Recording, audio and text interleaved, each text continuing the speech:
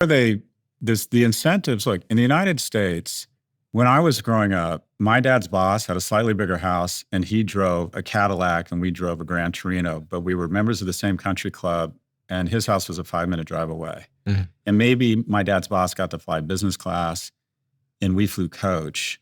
The delta in having money, having a decent, having a middle class life and an upper class was like this.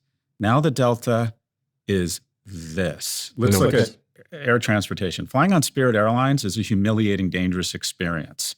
United Airlines, economy, economy comfort, economy plus, business class, first class. Let's go to private. There's charter, there's fractional, there's a Cessna Citation, there's a Bombardier Challenger 300, there's a Global 650, now there's a new G7. My mom was very sick when I was very young. And when I think about how humiliating it was for the two of us, having her to endure cancer when we were underinsured, it was a devastating, traumatic, humiliating experience. Now, if I take Lunesta when I travel because I have trouble sleeping. I have a medical concierge company. They get me the drug delivered within 2 hours to my house. I have NAD treatments. They arrange for someone to come to my house when it's convenient for me and do it in my living room. I can text my doctor.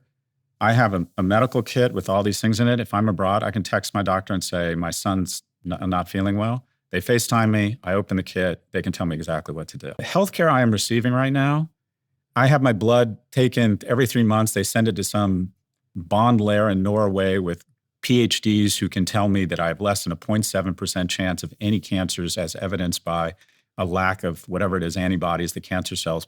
The healthcare now for the 1% is dramatic. And it's all the same thing. The bottom 99% of Western societies are essentially being optimized and monetized to make the life of the 1% just unbelievable. The life you can lead in the 1% is so dramatic and so incredible.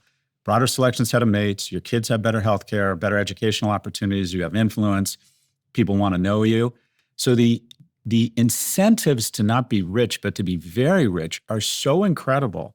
And the way you get very rich is through stock options, typically in technology, that I think the incentives are so great that people will make incremental decisions and ignore the fact that, 1 in 8 teen girls who are self-harming in the UK cite Instagram as a reason for that. Well, let's find research that maybe creates some doubts, because once I become a billionaire, I'll be a better person.